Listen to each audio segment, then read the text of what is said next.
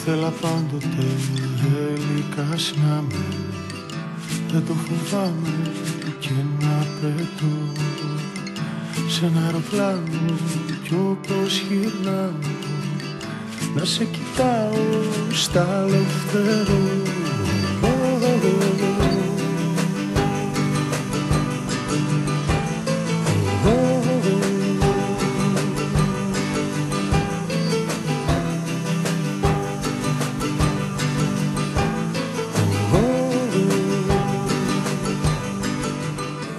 Εσύ απέναντι μόνη γυρνούσες, μόνη κοιτούσες όπως κι εγώ, κι αναρωτήθηκα πώς θα σε φτάσω, πώς θα σε πιάσω με το δώρο.